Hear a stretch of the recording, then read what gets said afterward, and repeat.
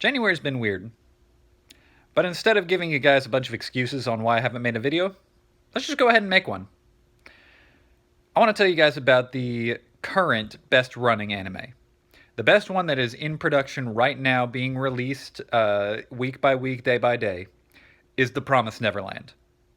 I don't know how many of you guys have heard about it. It is pretty dang popular right now in the anime world because it's so flipping good. But I'm not sure how many people outside of the anime world know it.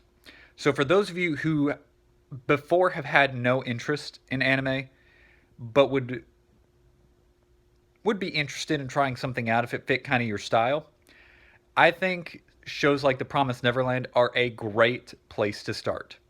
So, at least in the first season so far, I think there are currently 3 episodes of season 2 that have been released.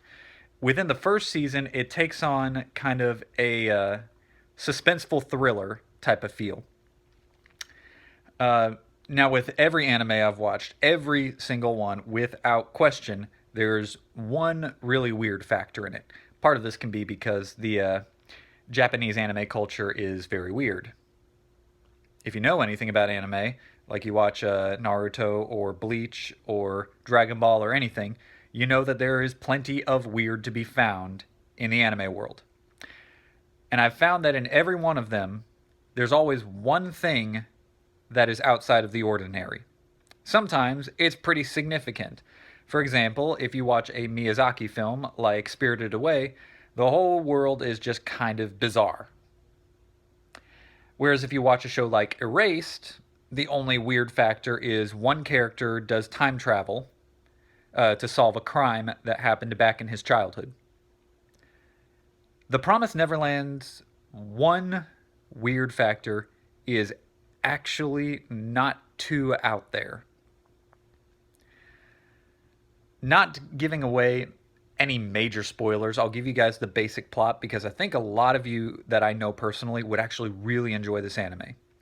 So I'm going to give you, let's see, I'll try to give you 5 reasons to watch The Promised Neverland. First one, there's no sexual content at all. There are no sexualized characters in the story. Period. Which is a breath of fresh air. Anybody who's seen the bad stigmas about anime, there's always a character that's got like super huge breasts and she's always flying them in the face of the camera. Believe me, it annoys me as much as anybody. It's why I'm very picky about my anime choices. There are none. The characters in The Promised Neverland are kids. There are 2 adults thus far in the story. That's it. They're both very modestly dressed, no sexual content. Reason number 2. The story is not outside of anything that we have seen here in the US.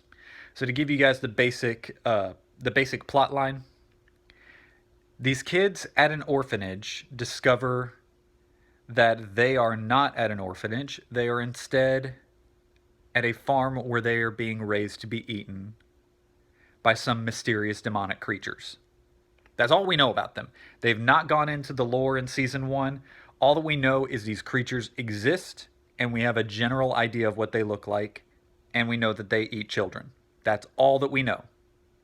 So all of the mystery is over the impending doom that they've not personally seen yet. Reason number 3. The weird Japanese humor is not in here. Oftentimes in anime, there's kind of this weird joke thing that I guess is popular in the Japanese culture where characters will freak out about something and their faces go very, very cartoony and they're all disproportioned and their mouth makes that weird, like, W shape. Doesn't happen. It's very real feeling. Number 3, the kids are smart because, I mean, they're trying to figure out a way to escape, but they're not invincible. Instead of being like the super smart character where everything that they do is like shocking and amazing. I knew you were going to do that, so I have brought My big caliber cannon! Oh, I knew you were going to do that, so I have brought my portable pop-up wall! Doesn't happen. They're very realistic. All of the characters get surprised, they get taken off guard. It's basically a large game of chess. Uh, the kids make a move, the adults imprisoning them make a move, and it's a back and forth exchange where both are taken off guard, both are surprised, and it adds to the suspense. The moment when the kids are successful, it's exciting because it doesn't always happen, and it probably hasn't happened in an episode or two. The moments when the adults are successful is crushing because it felt like there was a glimmer of hope. In that way, they're able to keep the suspense going. All right, so I believe that was number 3. Number 4, there are very few cliche characters. I think they did a really good job, with the exception of one character, Ray, who is one of the 3 major characters. Aside from him, they do a really good job of creating original concepts for these people. The kids are believable. Like, it feels like you would know who these kids are. Like, I could pick out 3 of the characters and say, I know a kid that's just like that. It makes it real and immersive. And I'd say the final reason why you should watch it is because for those who are not anime fans, this is probably the type of anime that you would enjoy.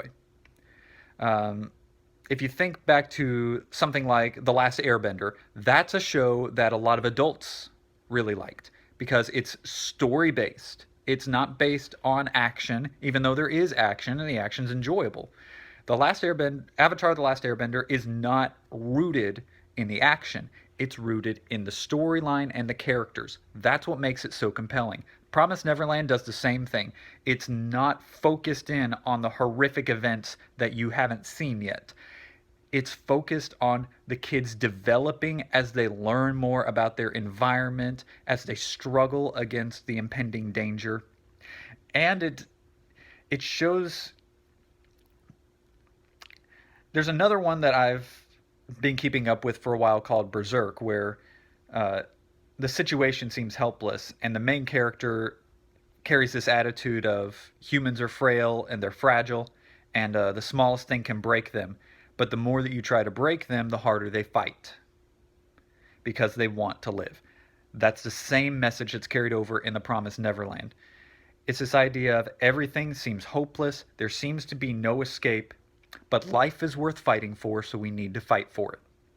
I think that's a message that anybody can get behind, and I think that most non-anime fans would actually really enjoy checking out this show. So, right now it's available on Hulu and Crunchyroll. I don't think that the 3 episodes released from Season 2 are available anywhere other than Hulu, but you can catch them on either of those platforms. And yeah, let me know what you think in the comments. I would encourage all of you to at least check out the first episode. Any one of you who watches this, try checking out the first episode. I think you'll really be impressed by it, and you'll really enjoy it. And if you want more suggested anime picks for non-anime fans, just let me know, and I will see you guys later. Peace.